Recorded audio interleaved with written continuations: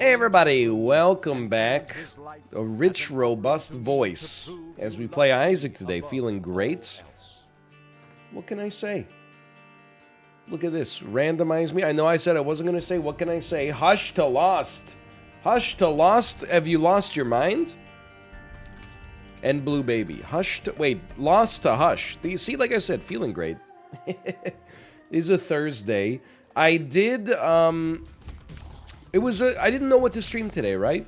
Hopped off the old Peloton, you know, had about 20 minutes to shower and get ready for stream. Thought to myself, what the heck am I gonna play today? And I said, you know what? I've been watching a friend of the channel, Chibli, play some Super Mario 64 speedruns. Nothing about them... Now, I want to be careful with the way I phrase this. Nothing about them seemed impossible to do. To do them first try, like the tech required to succeed, to do it first try, to do it consistently first or second try, and to do everything in one run first or second try is a little insane, no doubt about that. But just to like be along for the ride didn't seem like that much of a challenge. I thought, you know what, chat'll probably help me out. And wouldn't you know it, took me 3.5 hours, but I beat Super Mario 64. Can I also tell you that this is the first time I did a 16-star speedrun. Included many wall jumps. Did I go cannonless? Yeah, maybe I did a little cannonless. Did I do backwards long jumps, also known as in the community as BLJs? Yes, I did. Okay. Did I do BLJs even more often after that? Did I do some casual BLJs for just because I was having a fun time to prove to my wife that I could do it? Yeah, absolutely. So I had a good time. Now, you know, I don't know if I'll ever become worth a try, I guess. If I'll ever become a genuine Super Mario 64 speedrunner, my odds, I think I would say, of getting like a sub 1 hour run are somewhat low. But I had a great time learning the tech to do a 16-star speedrun, and I gotta tell you, I wouldn't mind getting a couple more in the can, just so my brain gets that muscle memory built up. You know what I mean? Let me hydrate while we wait here. Oops. There we go. Forgot what I was talking about. Oh yeah, Super Mario 64. I wouldn't mind, you know, just getting the route committed to memory. It could be fun, right? Now I gotta say, it would be nice to give my thumb like a little bit of a break, because I did do it on the Joy-Cons. And honestly, it worked totally fine. I can't help but feel that maybe the Joy-Cons have an advantage for like some of the mashing stuff, maybe, but I don't know. I'd have to wait and see what the speedrunners who actually know what they're talking about are doing. But it was... Ooh, careful. It was fun just to mix it up a little bit, honestly. But before we went back to playing Super Auto Pets afterwards. Okay. Cards, I think, is an okay get here. Ace of Diamonds. Huge growth. Hanged Man. Stars. Death. Wow. Not incredible, let's put it that way. I think it's fair to say that certainly could be better. That seems like with an orbital, that could be pretty sick. I'm just trying to think, like, Ace of Diamonds is always nice. But surely there's got to be something a little bit better, right? Like, I get that I'm taking too much time here. Like, what if we just Ace of Diamonds these right here? And then... Yeah, I've decided I'm actually stupid. Because literally the next thing I was thinking is, oh, thank God, now I can take the Stars card with me. Crush Rocks. Might as well try. If only we could get a card that would allow us to touch grass. This is how you know, like, I'm a real gamer now. I'm using, like, huge growth appropriately. I guess I will take the Stars card nonetheless, but... Hey, we tried to get something out of it. Maybe it worked, maybe it didn't. It definitely didn't. But yeah, feeling good for a Thursday. Can't complain. It's been like, you know, a bit messy at home. We've you know, daycare stuff. Not that it's a problem, but, you know, Kate had been under the weather until very recently. I'd been up and down. Baby been up and down. We were doing, like, some home renovations, so we had to do, like, a lot of We did like a little miniature move, like in our house. Like we moved like a couple rooms around, like moved the stuff from one room to another room. So it's been a busy time. Oh, that's pretty good, for sure. But again, just telling myself, hey, any day now, it'll just be copium. It'll be back to standard, normal stuff. Get a chance to sit down on the couch, drink a nice cup of hot cocoa or something like that. Later on, we'll inquire as we lay by the fire. Is that what they say in that song? Walking in a winter wonderland. Later on, we'll perspire? Do they perspire as they sit by the fire because it's fire, so it's hot? I don't know. I don't listen to a lot of Christmas music. I am not a Christmas music hater. I know that this has been suggested to me. All I say, my entire take about Christmas music is that it's not good enough to dominate some radio stations for 6 weeks. If Christmas music dominated some radio stations for like 2 weeks, I wouldn't mind. But hearing Christmas songs, like, even when it's November or the first week of December, I'm like, bro, no other holiday gets this kind of treatment, right? It's crazy. You don't hear the Monster Mash, like, ever, unless you're listening to Comedy Bang Bang, maybe, but, like, even if you did, you would never hear it outside of, like, a Halloween party on, like, October 31st or whatever Saturday happened to be closest to Halloween. But Christmas, for some reason, is like, you know, we got to trot out like the same 12 songs forever as a result of how sacred the holiday is or something. I wouldn't even, like, there's some okay songs, but it's just, like, I'm not trying to be a snob about it, but what percentage of North American jazz that's listened to, like, by volume, is Christmas songs? Etta Fitzgerald, Michael Bublé, Frank Sinatra. It's got to be like 80% of jazz listened to in North America happens between December 1st and December 25th. And it's Walking in a Winter Wonderland and, you know, Frosty the Snowman. And maybe you don't consider that jazz, but I think it might fall under the category. Dark Prince's Crown? Bro, this is a ripoff. Forget that. I'll take my chances with a potential Angel deal in the future. But yeah, feeling good, doing well, eating good in the neighborhood. Papa John's, better ingredients, better pizza. Papa John's. Been a bit since I had pizza. I'm glad that I'm finally off, or getting close to being off of the soup train, though.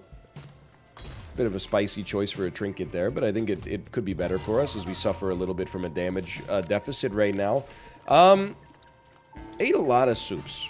Ate a lot of soups recently, as mentioned. Happy to be back on, like, you know, some more. Like, even last night, I was like, man, I gotta eat something that's not soup. Then we ordered from Chipotle and, like, the burrito bowl. And this is a very Vancouver, you know, 2021 sort of phrase, but the dang sauce from the burrito bowl ate through the biodegradable container, so it was like half soup by the time it arrived, but, you know, still the flavor was pretty good. I can't really complain. Nobody's fault, I guess, but maybe the manufacturers.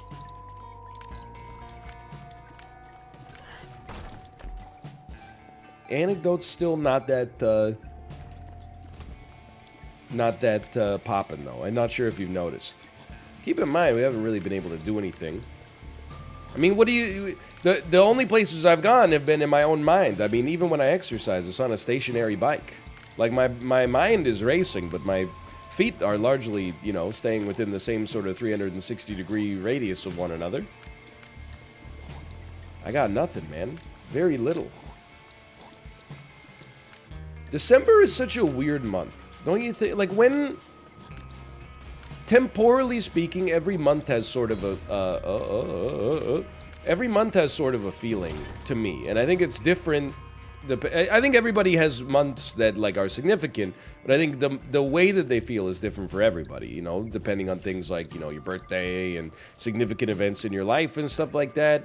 You know, whether you live in the northern or the southern hemisphere, maybe, for climatological stuff, but December is like a month that doesn't exist after it's over.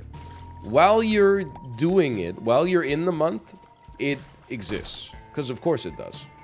But as soon as like January 1st rolls around, December no longer existed. I know that this makes absolutely no sense. But just, you know, don't you feel like that sometimes? Like, I feel like there's 11 months of the year and then also December. I'm not saying it's the least significant month. In fact, it's actually, I mean, it's got to be the most significant of the winter months, at least in, you know, North America. Every season has a most significant month. I've always thought that September was the most significant of the fall months because of going back to school. But I would allow October if you're into that sort of thing. Maybe you're a Halloween-based individual. Or I could allow November if American Thanksgiving's important to you. Like, those are kind of a crapshoot, I would say. You know what? I'm going to take the blue candle, man. I think we need it. And let's see if we're going to go to our item room. Ooh. We don't have a key yet, but it's worth a try, I think. But in the winter, it's like, of December, January, and February, it's not like there's nothing else going on, but like January is New Year's, which is just like, you know, they copied Christmas as homework, but didn't make it too obvious. And then, February has got Valentine's Day. I guess also, like, sometime in January or February, you end up getting, you know, the Lunar New Year. I guess that, you know, that's significant. Not so much for me necessarily, but for a lot of people. So I'll give you that one. In the spring, I don't know, man. I just know after those winter comments, by the way, somebody out there who freaking loves Groundhog Day is going to be like, excuse me, are you forgetting something? February doesn't only have Valentine's Day. Aren't you forgetting a little February 2nd in Punxsutawney, Pennsylvania? Fine little furry friend comes out of a hole in the ground and we try to figure out how long winter will last without consulting any scientists. Groundhog Day is it's such a weird holiday. I mean, you don't get the day off. Groundhog Day is what happens, like, when you make the calendar before you make the internet. You know, like, if Groundhog Day is legitimately a day that gets added to the calendar, we might as well just print calendars with, like, Talk Like a Pirate Day on them, too. Because, like, they have roughly the same level of cultural significance. I apologize to you if, you're from Punxsutawney. Or is it like, is that someone from Orange is the New Black? Punxsutawney? Anyway. But, like, I'm not trying to make fun of, like, your way of life. But, like, really? A grasshopper? Or not a grasshopper, a groundhog? Might as well be a grasshopper. Doesn't that sound like something you would see in a movie about, like, you know, like, the way that they do things on, like, an alien planet? Like, in Dune? Doesn't it seem like maybe the Harkonnens would have, like, a space groundhog that if it saw its shadow, the Bene Gesserit would be like, look, I'm just trying to make people upset at this point. I just thought if I shoved enough words into the sentence, it might eventually make sense. I think we should try. I'm gonna go ahead and say we probably came out feeling pretty good there. Like a 30% damage increase, admittedly a bit of a tears decrease, but like all of our other relevant stats seem to be doing okay. This is really like, we're not gonna make Hush. I don't think you could argue that I'm like not making a good faith effort at it. Like I feel like I'm doing my best. Watch out for red poops, man. Come on, that could have been a disaster. But I don't think we're gonna make it. Either way, I think like this floor is gonna be very important for determining the rest of our existence. Mostly because it comes down to our deal with the devil. If we get a deal with the devil or a deal with the angel, if there's a good item inside, I don't mind. I mean, the Lost is not an impossible character to win with, you know? Not even particularly a very difficult character to win with. A little tricky at worst, and you know you got to stay focused. You can't just like no life it or no small brain it, smooth brain it. I don't know. Look, I'm pretty glycogened out, man. Like, you didn't see me learning how to do BLJs, okay? Backwards long jumps. You didn't see me typing out the steps for cannonless. You wouldn't understand what it's like to be a speedrunner, Mom. It's way harder than your job, being the Vice President of the United States or whatever. Yes, in this bit, this is Kamala Harris's teenage son trying to become a speedrunner, but her trying to force him into the family business of becoming the Vice President of the United States. I think it could be... I'm shopping it around right now. SNL said no, but there's still hope. Maybe Mad TV will pick it up. There's still a chance. What happened to all the sketch shows, man? You ever think about that? I know there's not zero out there. But, like, when I was growing up, there was, like, sketch comedy was, like, there were more sketch comedy shows than shows that just copied the exact camera setup of the UK office. That no longer exists. Like, it's insane. Now, every show is, like, what if they were making a mockumentary about our restaurant? Like, and they all star Rashida Jones for some reason. And by all of them, I mean 2 of them. Okay, I'm gonna be honest. Like, I got a tickle in my throat here. So after we beat this guy, I'm gonna take a little drink of water. I'm gonna take a little pause. I got a little dry mouth right now. It's been known to happen. What a fight, though. What a fight. What a rush. Pretty bad. I'll take the speed upgrade. At some point, we gotta commit to getting something. I don't actually need the break. I'm just gonna hydrate with this like gross sounding water bottle right into the mic. How does that sound? Anyway, what happened though? Used to be Mad TV, The Whitest Kids You Know, Chappelle's Show, Key and Peele, Kids in the Hall. Nowadays, there ain't even... Kids aren't even in the hall, man. They're all playing Roblox. What the heck happened? We used to be a real country. We used to be a proper country. Now we used to have kids in the hall. Now all the kids are in their rooms playing Roblox. I don't get it. How do I print from PDF? I don't want to open that. Okay. All right, so this run has been pretty good. What? I've been hit? But on top of being pretty good, it's also slightly a mixed bag. I mean, pretty good is a mixed bag. Like, I genuinely feel when you're reviewing something, like, even if you're just reviewing it in your head or, like, on your Letterboxd account, the difference between a 5 and a 7 is not controlled by the piece of media that you're watching as much as it's controlled by your mood that day. Like, I bet... I'm trying to think of how this works. I bet if you were a movie studio and you had critics coming to a screening, you could turn your 55% fresh movie on Rotten Tomatoes into a 62% fresh just by giving everybody that walked in a banana. It doesn't... Because, I mean, they might... Movie critics might be like, hey, man, I'm not gonna take your popcorn. Like, I'm biased. But if they just had, like a bin of bananas there on the way in, or, like, a granola bar or something, I think people would be like, you know what, I am a little peckish. I think that the difference between a 55 and a 62 on Rotten Tomatoes is hungry critics.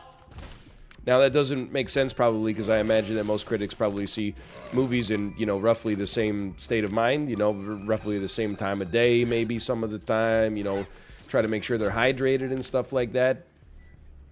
Maybe, but for me, for sure, it makes a difference. Like, there's been times, like, I don't know if I actually enjoyed Halloween 2018 that much. Or if I just had like some really sick Brussels sprouts after the movie and they've become like literally like entwined in my head, you know? I think that's the pain of nostalgia, is that you never know, like, was the music actually better when I was 14, or was being 14 just like kind of sweet? So I'm like, you know, I have some fondness for it. I don't know.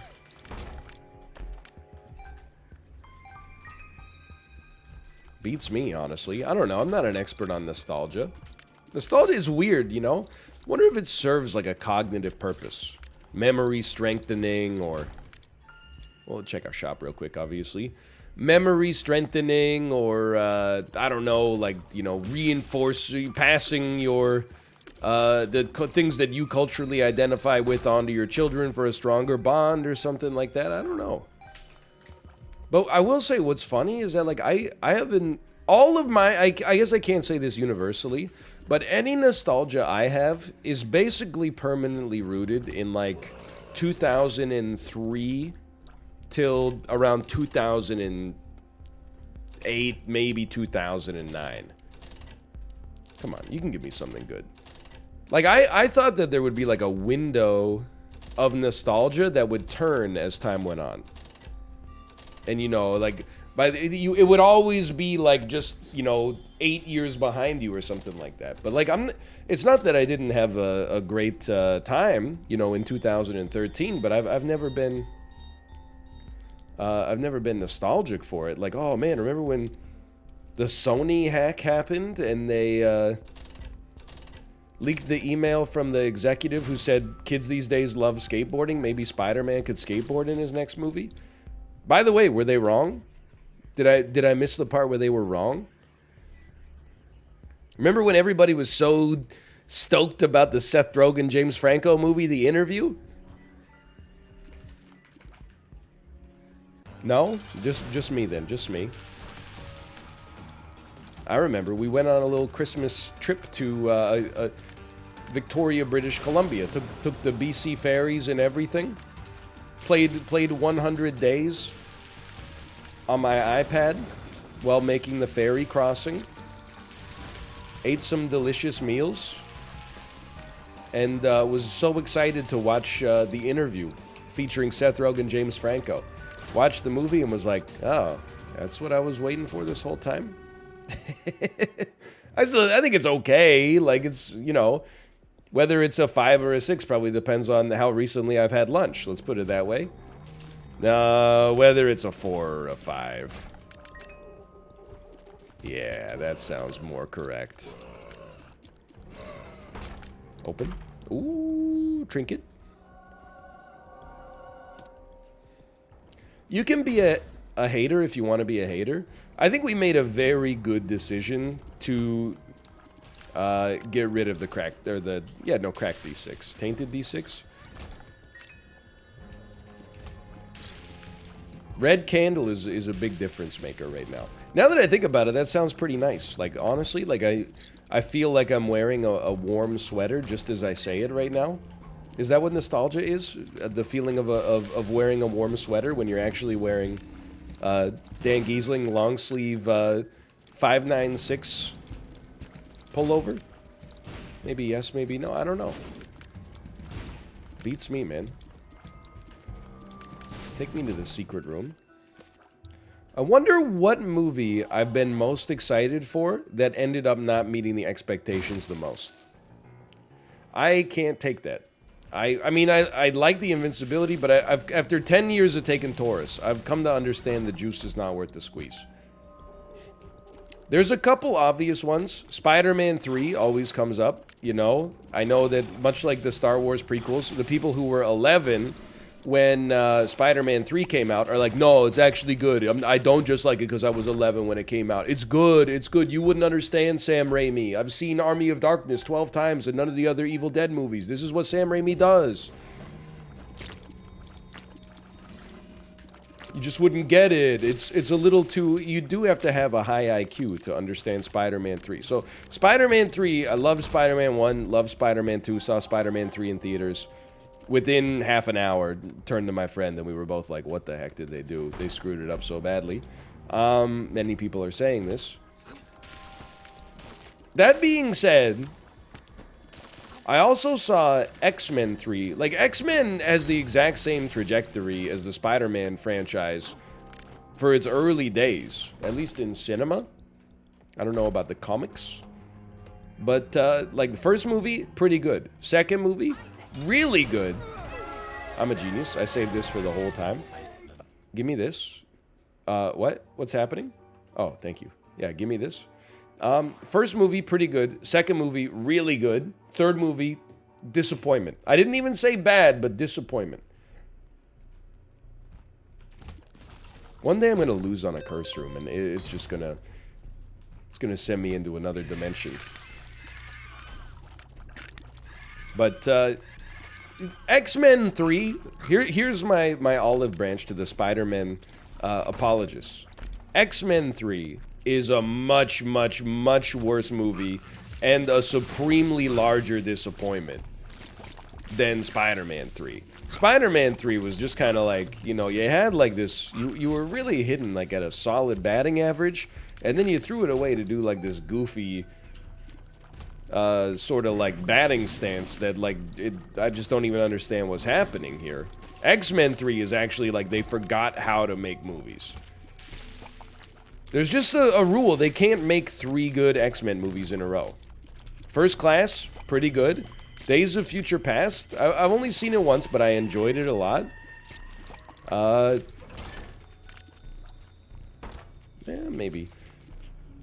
X-Men Apocalypse is horrible, and by all accounts, I haven't seen it, but by all accounts, Dark Phoenix is even worse. And what's even crazier is that apparently Dark Phoenix is like almost the exact same plot as the original, you know, third X-Men movie. So they made this almost, I'm not gonna say shot for shot, but a very, very similar movie. They made it twice, and both of them were considered incredible disasters. How does such a thing come to pass? But there are other examples. I was insanely stoked for Prometheus. I still think to this day the trailer was very well done. Saw it in theaters. I remember it was like the stuff with the weird, you know, alien guy dissolving with the pellets and stuff like that. I was like, I don't really know what's going on, but at least it looks cool, which honestly is the right way to approach that movie. Well, this is where things get a little hairy. I remember, you know, then they go to Shaw and her husband, I forget his name, on Earth, and they're like, we found it, and you're like, oh, this is kind of interesting. Is when they go to the planet or the meteor or whatever, and then you just start, it all starts to unravel, and I'm not trying to relitigate this movie that has had a lot of discourse, you know, committed to it. But, like, when they're on the planet and they're going down to, like, the shaft or something, or the elevator, I can't remember, and then they just say, hey, the readings say the atmosphere is good. Everybody, you can take off your helmets. And you're like, really, man? Like... And then the biologist being scared of stuff, but then when he sees the alien, he's like, oh, look at her, she's so cute. And then it's, you know... I've come to terms with the fact that, you know, I was probably a little too harsh on Prometheus on first viewing, but man, oh man. Like, Ridley Scott just keeps making, like, the dumbest, smartest sci-fi. Like, it's always, like, it gives you the appearance of being, like, so philosophically deep or something like that, but then they just give up at, like, the part where they're like, how do smart people act? NL, they're not supposed to be smart in the near future. It's a critique of capitalism, and Wayland Yutani would simply hire the people who would offer the lowest bid for their services, and as a result, they would probably be reckless and okay, look, that's actually fine and could work if they justified it in the script with more than, like, one line. Like, you gotta go...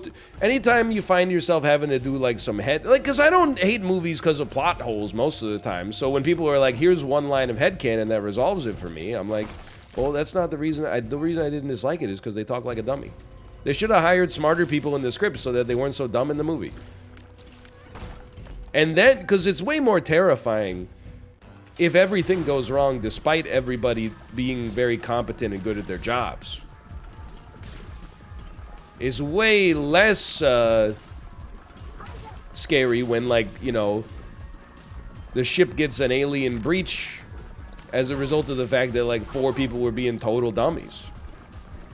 Just my 2 cents, at least. Okay, I'm just gonna level with you, and again, this might annoy you, and I can understand your annoyance. But I really don't see a world where we fight Hush and don't die. So, I'm not gonna fight Hush. Because we're on a wave right now. It took me long enough to actually just, you know, start getting half-decent items and playing better and, you know, finding some discourse. I feel good. Why throw it away just to fight a boss we fought 1,000 times before? We're still very capable of losing this run, but just I might as well, you know, give ourselves a fighting chance. Anyway, there's got to be others, though, like... help me. I'm trying to think, other examples. Movies I was very hyped for, saw in the theater, was very disappointed. I've had some opposite situations, for sure. I was not that hyped for The Dark Knight. I saw it opening night and was like... I mean... look, I get, like, does it deserve to be #1 in the IMDb Top 250? Probably not. But, you know, as, like, a guy who was literally 19 years old when it came out and saw it opening night in the theaters, and it was like an actually good superhero movie like that, it blew me away. I was like, it's just like Heat, for real, for real. Don't do what I did there.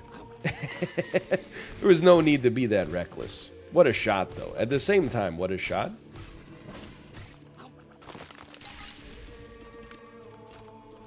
Another time that happened, actually, and you've probably heard this story before.